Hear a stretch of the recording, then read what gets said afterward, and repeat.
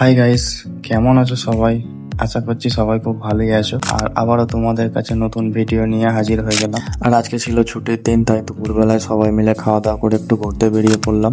কিন্তু কোথায় ঘুরতে যাব সেটা কোনো ফাইনাল ছিল না, তাই আমরা বেরিয়ে পড়লাম এখন এই জামনগর হাই রোডের দিকে। এবং রাজকোট থেকে জামনগর যাওয়ার প্রথমেই পরে রাজকোটের পুরনো এয়ারপোর্ট, এই এয়ারপোর্টটা এখন বন্ধ হয়ে গেছে, কারণ অন্য জায়গায় একটা ইন্টারন্যাশনাল এয়ারপোর্ট হয়েছে।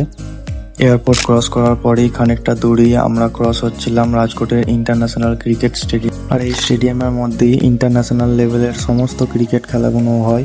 আর এই স্টেডিয়ামটা আমরা ক্রস করে চলে গেলাম। আর তারপর আমরা যাচ্ছি ড্যাম্পে ঘুরতে। আমাদের ঘর থেকে মোটামুটি 15 থেকে 16 কিলোমিটার দূরে। আর বৃষ্টিতে ভিজে ভিজে যাচ্ছি, মেঘলা ওয়েদার, কোনো রেনকোট ছাতা কিচ্ছু আনিনি, গাড়িতে যাচ্ছি, তাই ভাবলাম ভিজে ভিজে যাচ্ছি। দুপুরের পর বেরিয়েছি খাওয়া দাওয়া করে, তো 6 জনা মিলে বেরিয়েছি ঘুরতে। তো এখন যাচ্ছি, দেখো।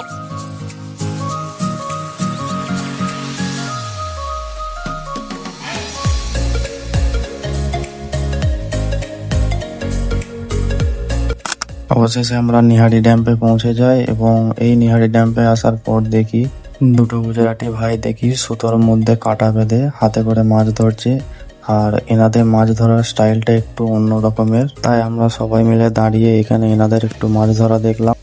আর একটু পরেই এই ভাইটা এত বড় একটা রুই মাছ পেলো, তাই দেখে আমাদের সবাইকার মাথায় হাত পড়ে গেল। আর আমরা ভাবলাম যে আমরা কেন আনলাম না। আর খানিক পরে চলে গেলাম আমরা ড্যাম্পের ওপরের ভাগে। আর এই ওপর থেকে দৃশ্যটা দেখতে খুব সুন্দর লাগছিল। আর আমরা এই নিচেটাতে ছিলাম, ওপর থেকে নিচের দৃশ্যটা দেখতে খুব সুন্দর লাগছিল।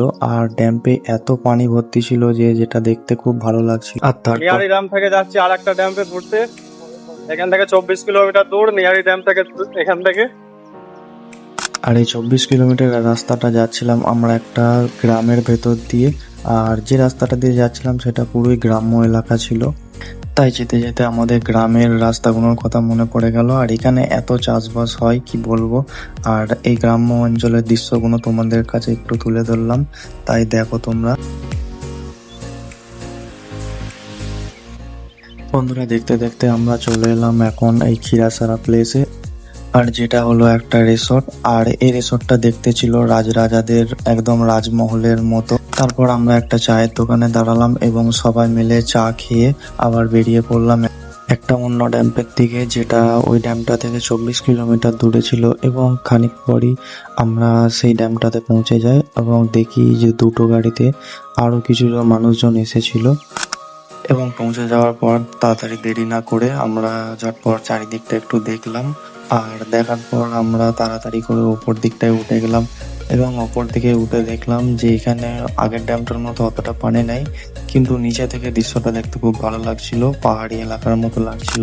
বন্ধুরা, খানিকক্ষণ ড্যাম্পে ঘোরার পর আমরা ঘরের দিকে বেরিয়ে পড়লাম, কারণ সন্ধে হয়ে আসছিল। আর দিকটা একটু জঙ্গল টাইপের এলাকা ছিল, কারণ এবং কিছুটা যাওয়ার পরই একটা সিগন্যালের ট্রাফিকের জ্যামে আটকে গেছিলাম পুরো 30 মিনিট মতো। এবং কোনো দিকে রাস্তা ছিল না যাওয়া, তাই কোনো উপায় ছিল না, ট্রাফিক জ্যাম কাটিয়ে বেরোলাম। এবং বেরোনোর পর আমরা চলে এলাম একটা নাস্তার দোকানে নাস্তা করতে, কারণ অনেকক্ষণ ঘোরাঘুরির পর খিদে পেয়ে গিয়েছিল। আর নাস্তা করে নিলাম। আর নাস্তা করার পর আমরা চলে গেলাম ঘরের দিকে। তো আজকের মতো ব্লগ এখানেই শেষ করছি। আর ভিডিওটা ভালো লাগলে লাইক কমেন্ট করে দিও। আর আমার পেজে নতুন হয়ে থাকলে ফলো করে নিও এরকম আরো কিছু ব্লগ দেখার জন্য।